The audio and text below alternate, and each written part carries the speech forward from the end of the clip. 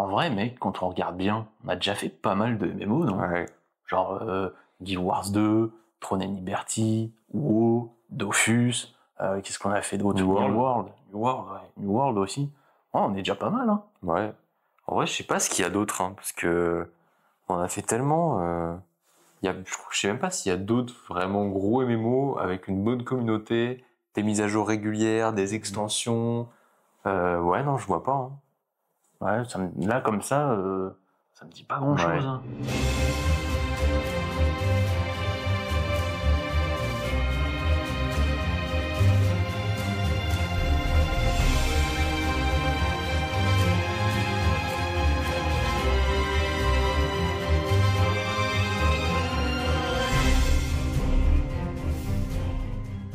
Bon, forcément, on avait déjà entendu parler du jeu. J'ai d'ailleurs moi-même testé en 2017, en témoignent ces deux vieux persos.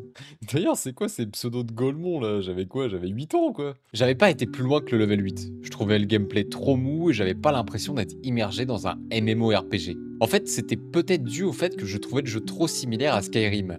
Du fait de l'interface et du système de progression. À la base, je suis un joueur de WoW un peu casu depuis que j'ai genre 12 ans. Et en vrai, je suis un peu un testeur fou. J'ai essayé des dizaines et des dizaines de MMO sans vraiment jamais aller jusqu'au endgame. Pour ma part, j'avais jamais joué à ce jeu. J'ai une expérience plutôt différente de Tyro. À la base, je suis plutôt joueur mainstream console et ça fait qu'une petite dizaine d'années que je suis sur PC. Mais j'ai tout de même passé un peu de temps sur un jeu français tout pipou, je sais pas si vous connaissez. Et ça, c'est qu'un compte que j'ai créé il y a quelques années. D'ailleurs, ma première vraie expérience MMO, c'était avec ma grande sœur sur Flife il y a des années en arrière. Donc je pense que j'ai toujours eu cette attirance pour les MMORPG. Ce sentiment de progression quand on prend des niveaux ou quand on accomplit un objectif qu'on se fixe, c'est vraiment un style de jeu qui me parle et qui nous passionne. Sur Dofus, j'adore l'artisanat et l'économie. Le fait de me connecter le matin et de voir la petite notif des ventes de la veille me laisse vraiment pas indifférent. Quand j'ai vraiment tryhard le jeu, j'adorais passer des heures à parcourir les différents HDV à la recherche de la prochaine vente qui allait me rendre supra riche. On a décidé de se lancer sur Tezo parce qu'on a envie de savoir pourquoi autant de joueurs restent sur ce jeu après autant d'années. Récemment, il y a eu pas mal de nouveautés sur le jeu et vu qu'on suit les actus des MMO, on s'est dit qu'on pourrait aller faire un tour. Notre objectif dans cette découverte, c'est de voir tous les aspects et le contenu du jeu, sans trop non plus se prendre la tête parce qu'on est avant tout Des méga kiffeurs. Je déclare donc la découverte sur The Elder Scrolls Online lancée.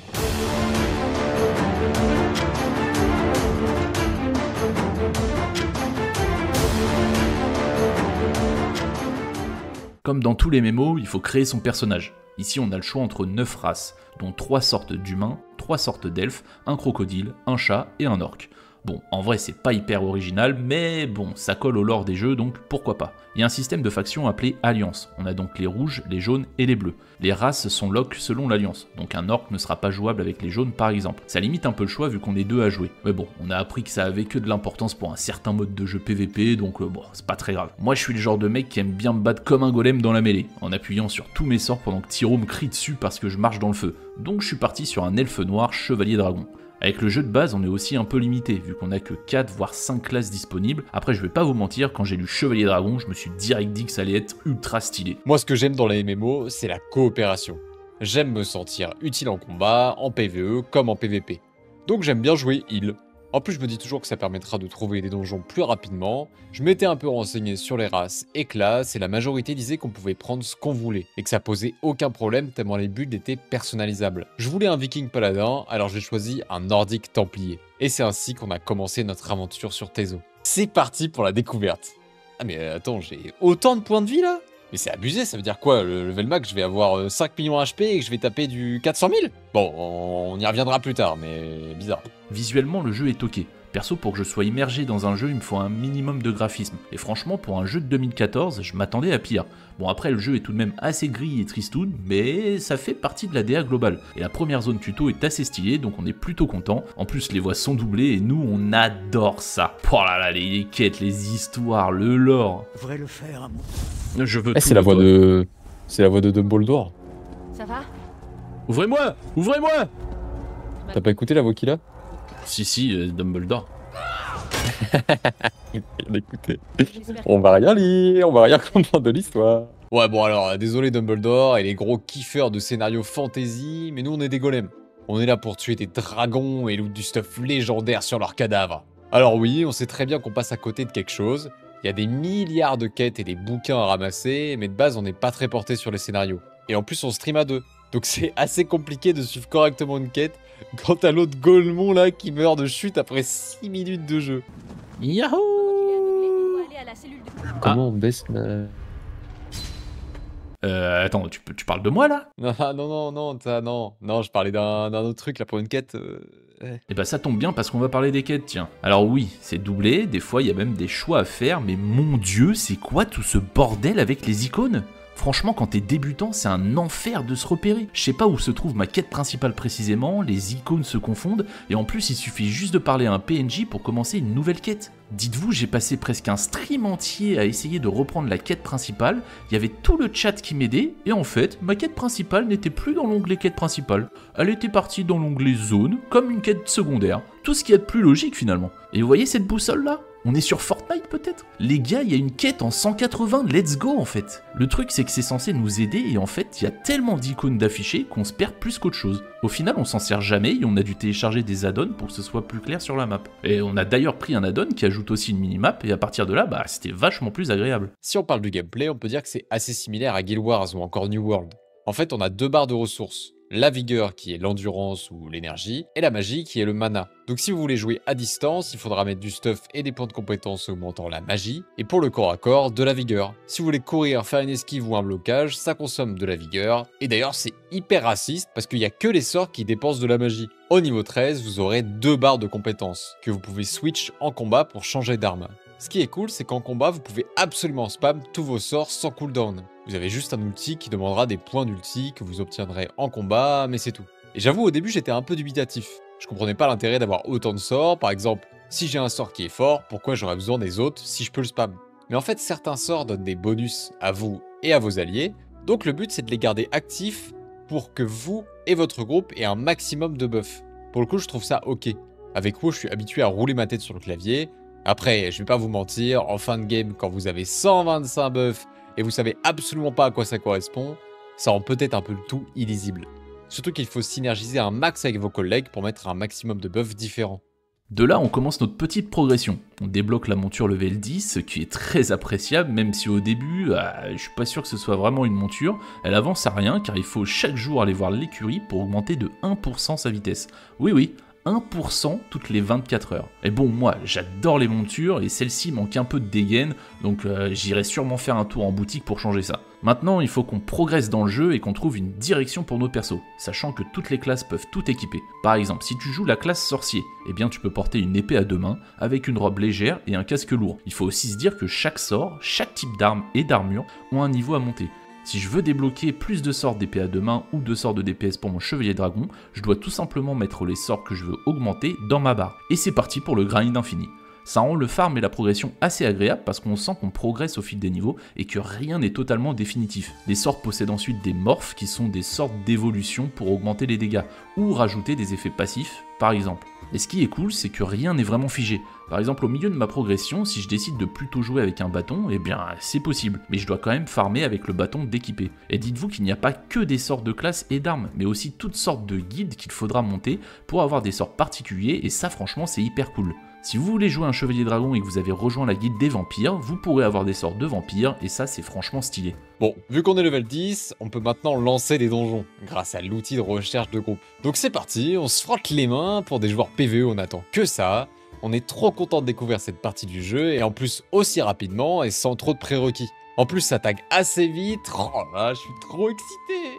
Ah bah tiens c'est marrant, il y a un level 2553 avec nous. Encore fini de télécharger, mais demain ce week-end je vous join, let's go. Ouais, bombarde frère. C'est vrai qu'il J'ai fait qu'on il va vite. Ouais. Ah ouais, non, Ah oui, ouais, il a rien à branler du moi donjon. je top. Faut vu qu'on fasse les donjons entre nous. Hein. J'espère juste qu'il va pas genre faire le boss en solo. Oh. Non. Pourquoi? Ah, on va rien voir du donjon. quoi. Putain, mais... on a été TP au boss. Et ouais, c'est un des gros soucis du jeu. Il est mal équilibré en termes de difficulté.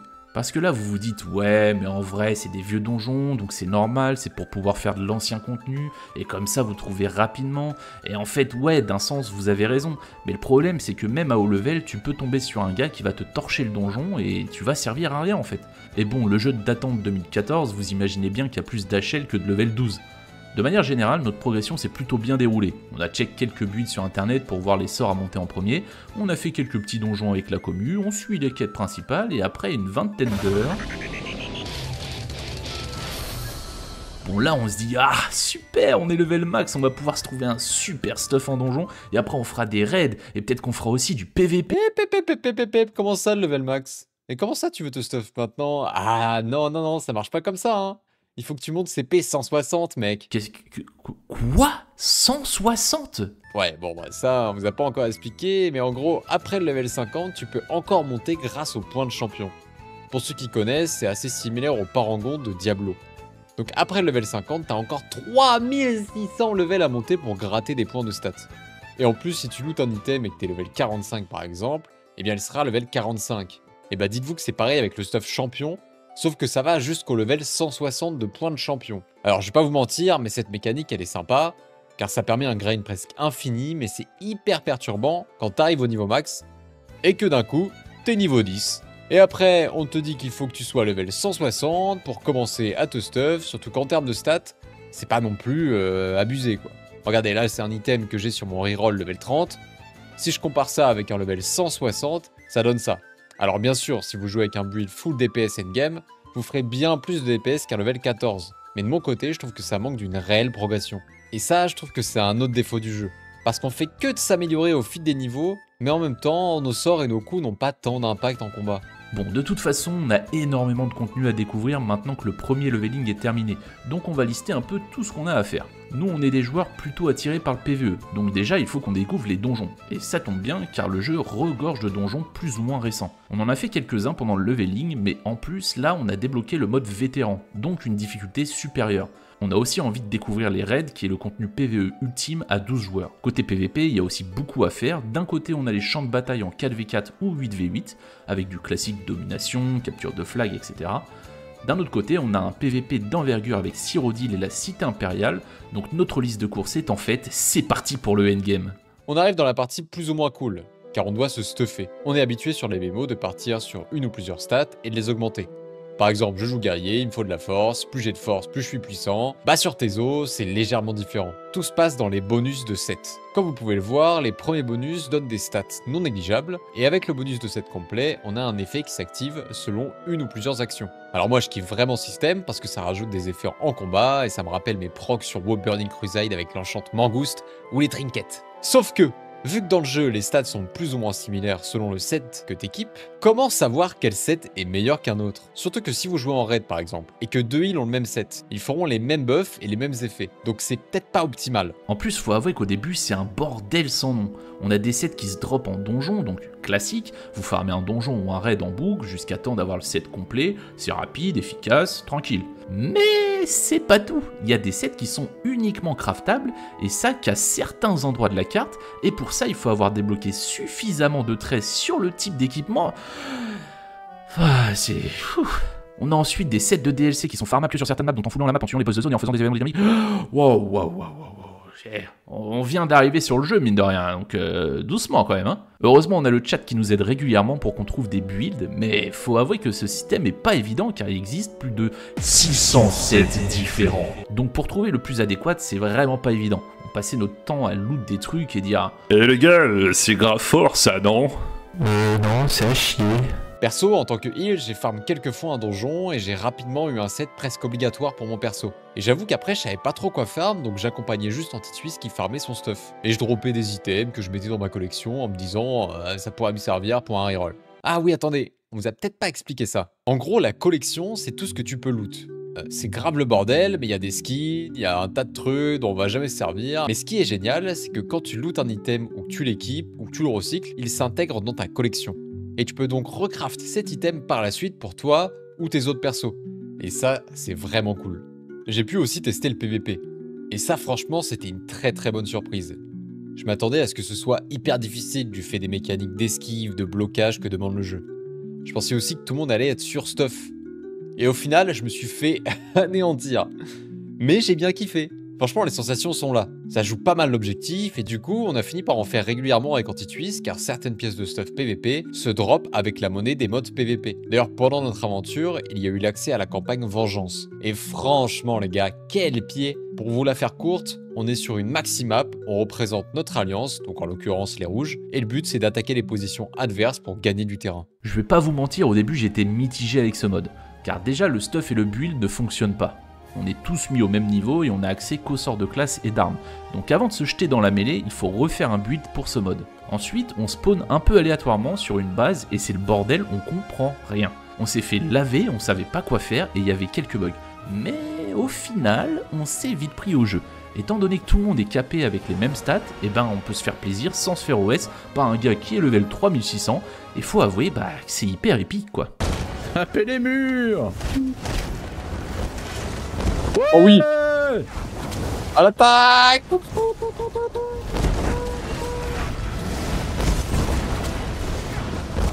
Stylé. Débarquement! Débarquement! Bon, si on revient à la liste, on a déjà coché pas mal de cases sur le contenu disponible.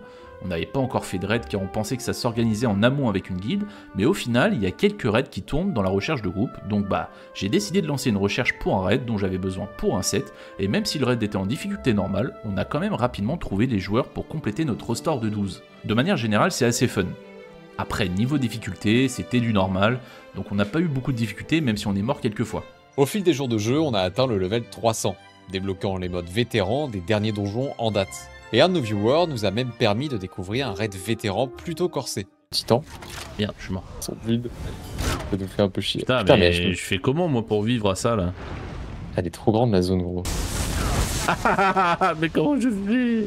Et enfin, après une centaine d'heures de jeu, on constate enfin un peu de difficulté. On ressent quand même que le jeu date un peu, car les mécaniques sont plutôt basiques, à base d'esquive de zone, d'apparition d'ad, mais ça reste pas mal punitif. Par contre, on peut ressusciter nos alliés autant de fois qu'on veut pendant les combats. Et oui, je sais, si on fait un raid vétéran avec très peu de morts, on gagne des succès, des récompenses, etc. Mais encore une fois, je trouve que ça ne permet pas d'apprendre correctement à jouer. Par exemple, on a croisé des levels 2400 qui faisaient n'importe quoi en raid, en se mangeant la même attaque en boucle, et ça passait quand même, parce qu'on pouvait le raise. Et attention, je ne suis pas du tout un bandeur de difficulté. Mais moi j'aime bien le défi. Si un boss me résiste, j'aime comprendre pourquoi je galère et comment faire mieux. Les raids restent tout de même hyper épiques, parce qu'on affronte des maxi dragons ou des entités mystiques ancestrales, et ça c'est que du bonheur, même si on pige rien au lore. Bon mon Tiro, je crois qu'on a tout testé. On vous a épargné quelques contenus qu'on a essayé vite fait, comme les arènes, les archives infinies, la cité impériale, car visiblement c'était du contenu plutôt secondaire et un peu redondant, qui représentait moins d'intérêt pour nous. Et au final, à part le mode vengeance, on n'a pas vraiment testé le RVR de Cyrodiil, vu qu'on est 2 joueurs PvE chill. Et c'est donc le moment de conclure. The Elder Scrolls Online a tenu ses promesses. On cherchait un bon MMORPG à découvrir avec une bonne commu, et franchement, on n'est absolument pas déçus. Les personnes qu'on a rencontrées in-game et sur le chat ont toujours été bienveillantes. Bon après, tout n'est pas rose, quand on arrive sur les donjons ou raid vétérans, ça s'échauffe un peu dans le chat, mais bon, c'est une minorité donc ça passe. On remarque que c'est pas tant la course au stuff, ni à l'optimisation, mais plus des gens de chill, qui font le contenu qu'ils aiment. De notre côté, on a découvert des mécaniques plutôt uniques et un monde hyper vaste avec du contenu presque infini. Le gros point noir du jeu pour moi c'est sa difficulté, elle est trop peu équilibrée, car il existe du défi dans le jeu, des donjons et des raids très difficiles qui demandent un groupe opti et bien organisé. Mais après une centaine d'heures de jeu, on découvre à peine la difficulté qui n'est pas non plus hardcore. On a fait un bon nombre de raids, de donjons vétérans, sans avoir besoin d'échanger dans le chat avec les autres joueurs. Et vous vous rappelez du raid vétéran que le viewer nous a fait découvrir? Bah dites-vous qu'on l'a tué en 20 minutes le boss. Alors qu'il y a des groupes qui le font en 1 minute chrono. Actuellement, on joue toujours à Tezo, on a créé notre petite guilde et on avance sur nos stuff PVP ou sur nos rerolls. Il nous reste quelques mécaniques à approfondir et surtout beaucoup de farm. Mais de manière générale, on a vu la majorité des contenus que le jeu a à offrir et franchement, pour des nouveaux joueurs, ça offre beaucoup de possibilités et ça, c'est franchement super. Le jeu est très accessible et il est souvent à 5 € en solde, alors foncez. D'autre côté, on a pris la version standard et on a pris l'abonnement ESO+, qui est pas obligatoire mais qui offre énormément de contenu et surtout un confort de jeu optimal. Vous pouvez d'ailleurs passer par notre lien Instant Gaming affilié en bio, merci. En tout cas, merci à tous d'avoir suivi cette vidéo. Si vous nous découvrez avec celle-ci, bah nous c'est Tiro et Anti-Twist. On stream et on crée du contenu autour des MMORPG depuis peu, et on adore ça. Alors si tu veux suivre l'aventure, ça se passe sur Twitch et sur nos réseaux Instagram et TikTok. On a encore beaucoup de MMORPG à découvrir ou à redécouvrir, et d'ailleurs pour ceux qui ont vu la vidéo sur Guild Wars 2, eh bien on y retourne prochainement avec Tiro. Perso je connais pas du tout le jeu, donc on fera ça aussi en stream, alors n'hésite pas à faire un petit coucou, ciao.